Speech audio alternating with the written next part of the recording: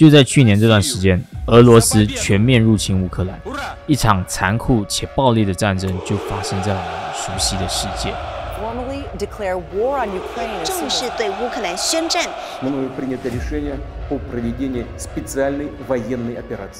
不仅是难民们在生与死中煎熬，粮食和能源的短缺也造成全球通货膨胀，最后更是牵扯到了多国军备竞赛的角力。到底这场战争会如何结束？是否会越演越烈，变成核战争呢？乌克兰真的又是咎由自取，被俄罗斯打得兵败如山倒吗？今天 BBK 真挚的到乌克兰大使馆，希望给你带来第一手的消息。Greetings, Mr. Ben. It's been a pleasure. Pleasure to invite you here. You're very welcome. So Let's start our question. So right now the Russia and Ukraine war has been longing for a year. What is the situation right now? right. Speaking frankly, the war started in 2014 with the annexation of Crimea and parts of the east regions of Ukraine and in Donbass. But on 24th of February last year, there was a mass invasion launched from all the directions where we have borders, the Russian Federation and Belarus. Russian Federation brought more than 200,000 troops in hope to destroy Ukrainian state within days. That was their main mistake, and after that these troops were destroyed. The battle lines was stabilized, and we even regained control over the Kharkiv region and the Kherson region they captured already. The main goal of Russian Federation is to destroy Ukraine as a state. They deprive us of right of existence, not only the state but also calling us the fake nation or something like this.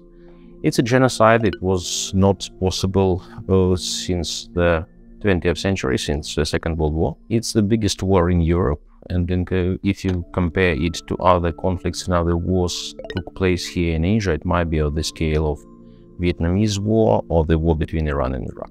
As of now, 350,000 Russian troops, with thousands of tanks, hundreds of aircraft are on our territory. They are capturing now around 15% of the territory. And with their wishful thinking, when declared 5 regions of Ukraine as a part of Russia, it's a pure and clear annexation of the territories. They are waging the war against the whole nation. They are trying to destroy civilian infrastructure, to reduce cities to rubble, kill as many people as they can, capture women and children forcefully to their territory. So they involve citizens as well, like normal? The war is in our territory. As of now, from the population of approximately 45 million people, 15 million are displaced. 2 million people were by force taken to Russian territory because Russian Federation didn't allow people who were on the captured or affected by war territories to go to Ukrainian controlled territory. They forced them to come to the Russian Federation and sent them to the remote areas. More than that, they launched the program of swift adaptation of Ukrainian kids by Russian families, so they're trying to assimilate them. All these can be easily described as a genocide, and all this is there in this convention on genocide. The main mistake of Russian Federation was that they were thinking that they will be fighting the army and government and the population will be not participating, but they are fighting the whole nation. Ukrainians standing together and are more consolidated than ever before. Our volunteers movement will be studied as a phenomena not known in this century. Our volunteers all over the world are bringing equipment, money, funds to support their army. We now have up to 1 million people in the acting army. After a year fighting, what's the sentiment of Ukraine people right now? Do they still want to fight, or some people will Prefer to surrender? No, there is no room to surrender. This is the second mistake of Russian Federation. If there will be a war for, some territory, a war for some access to some assets, it might be like it was centuries before. It might be a possibility to split the society. But on the territories we regain control of, we see torture rooms established, especially mass graves, mass rapes and killings of women and children, even children.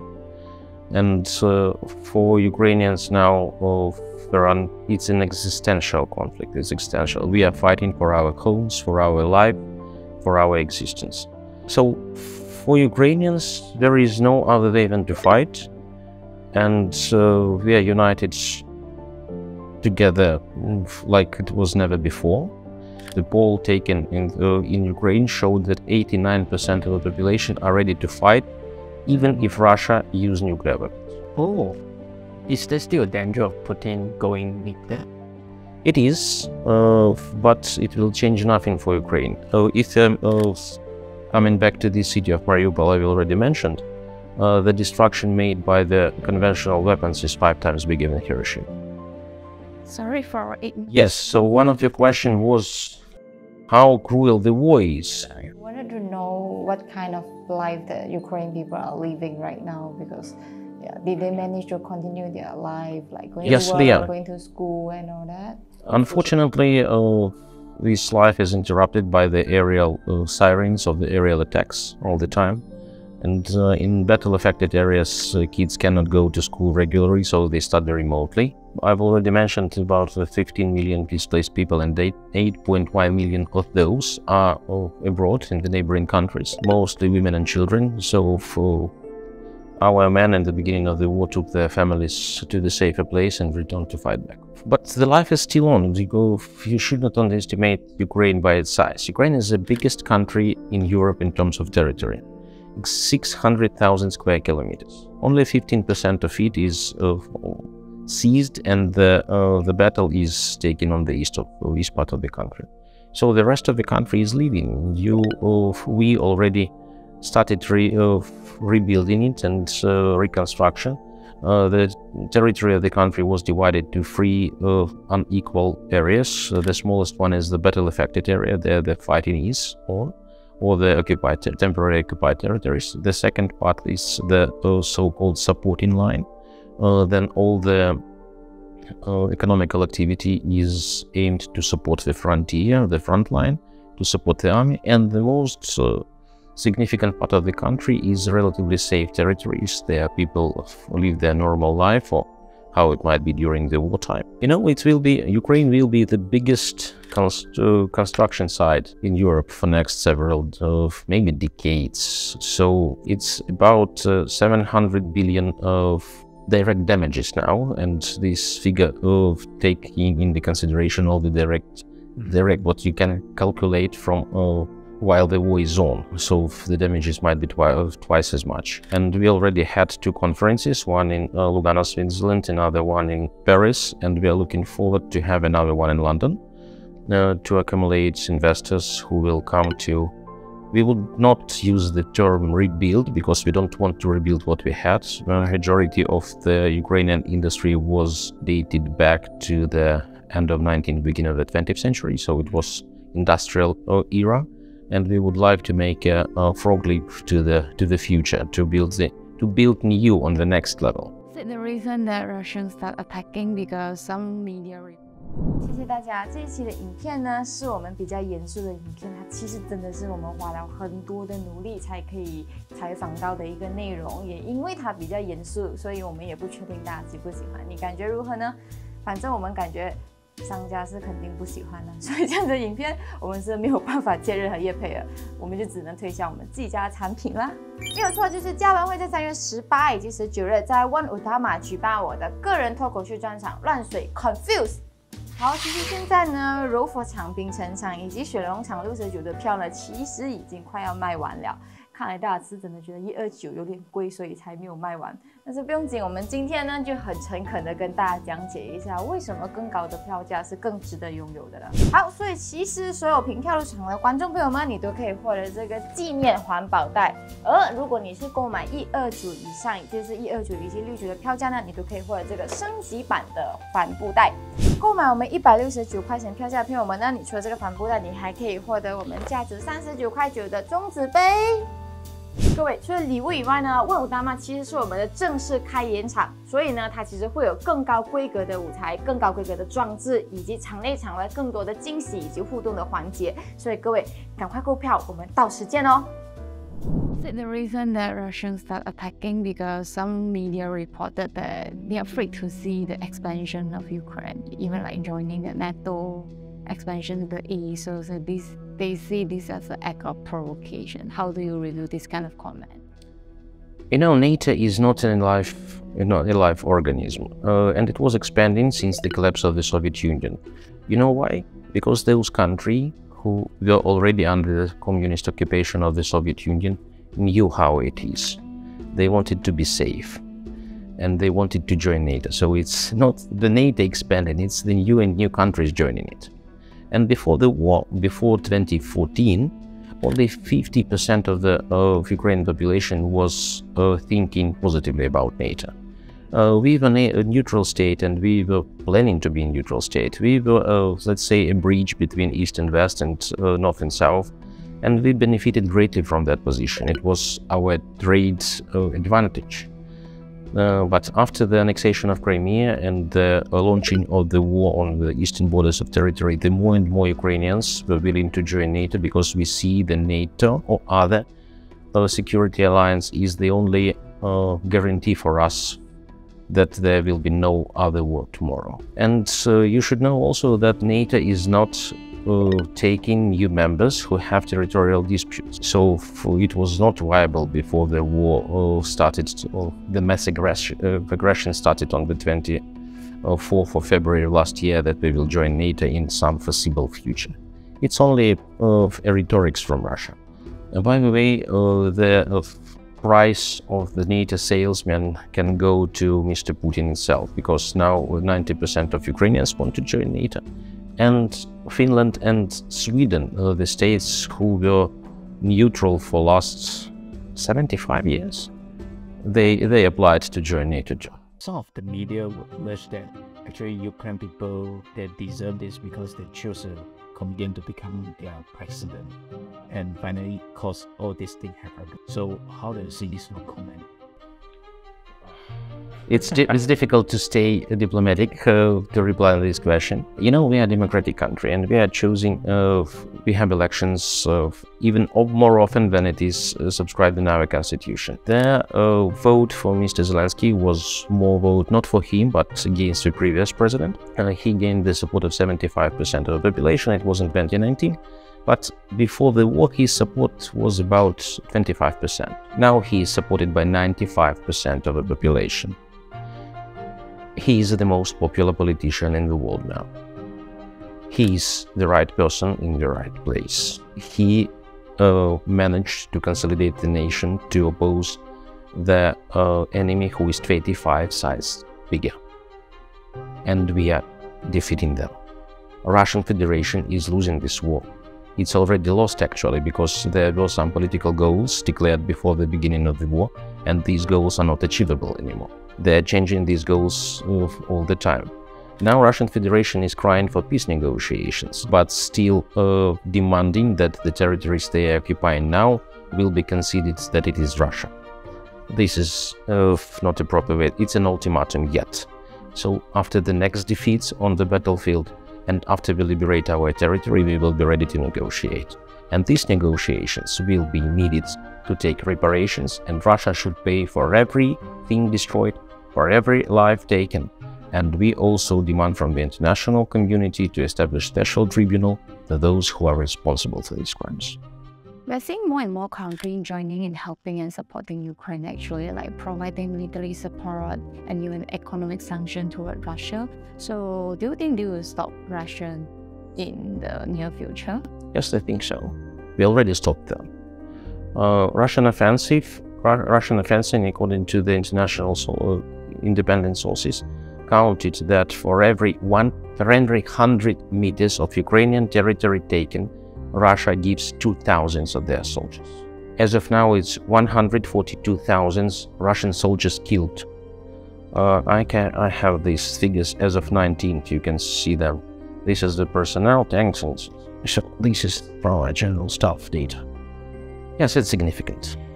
We think that the only resource Russia have in abundance is the manpower. Yes, so they can summon another 300, 500 people, but they have nothing to bear on. They have no modern weapons. They have no logistics anymore. So, you've mentioned sanctions. We were calling for sanctions way before the war started.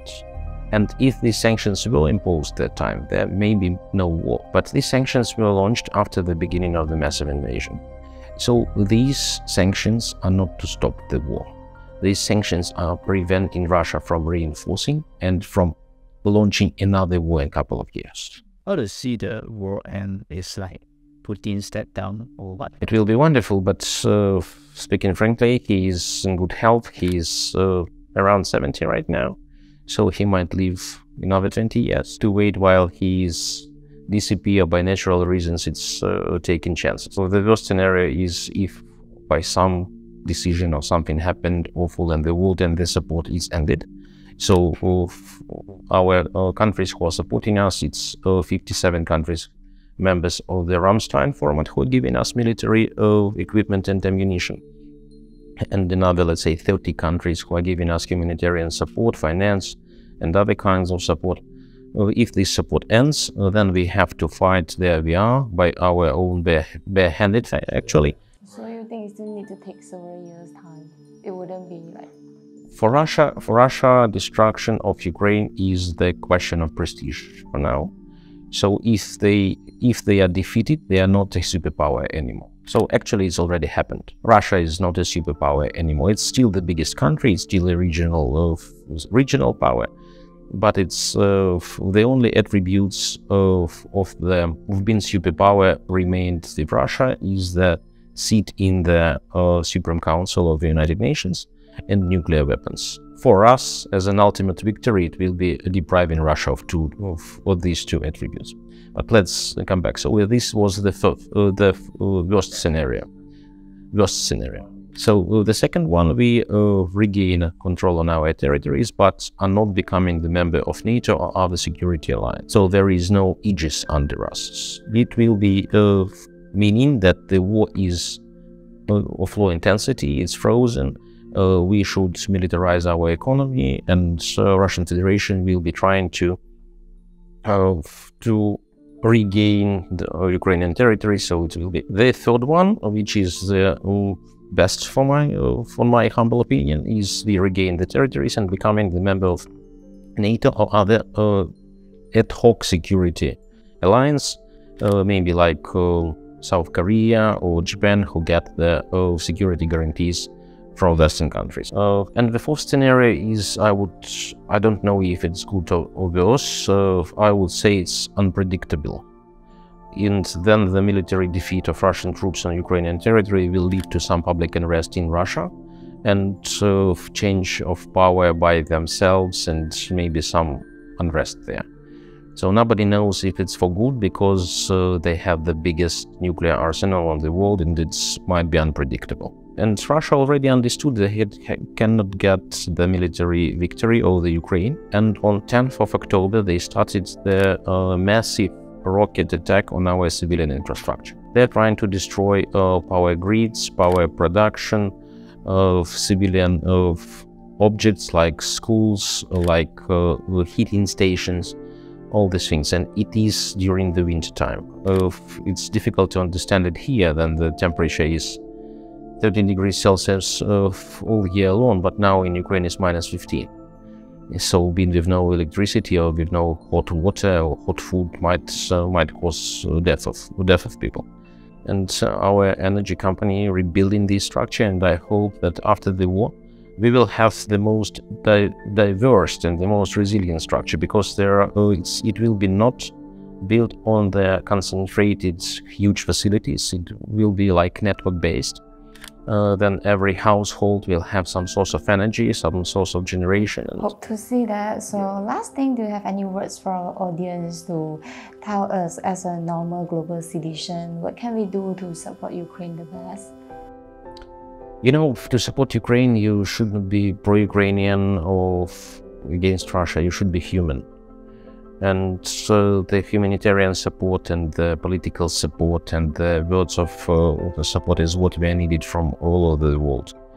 And so what is needed. We have 15 million displaced people. We need medication, we need financial assistance, we need electrical equipment. All these things are needed. We don't ask for weapons to those who don't think this war is about them, which is actually not true, because this war is not only the war between Russia and Ukraine. This is the war between the huge country who thinks that the right of power should be the only right, and between the nation who should that there should be the power of right and power of law. And this this rule of law will protect every nation in the world, whatever how big or small it is. And we are fighting for existence of these rules, for safety of everybody. And Russia wants that all the choices, all the decisions to be made somewhere in Kremlin by an unknown set of people, or maybe by one person in the world who is 70 now. And it's unacceptable for us. Thank you so much. Thank you for bringing this message to our community, and I hope you guys can share it out for the good. Thank you so much. Thank you very much for coming, and it's my pleasure.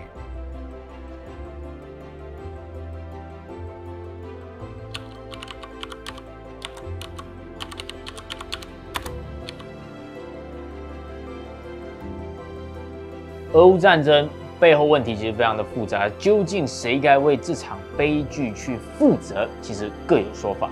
那么配合今天的影片，我们将会在会员区专门来为大家读这一本《大幻象》，它是由美国政治学教授 Johor 所写的书，里头讲的就是这一场乌克兰危机其实是西方的错。我们将会一起来讨论或者是检视这本书，欢迎加入会员，一起来增进自己。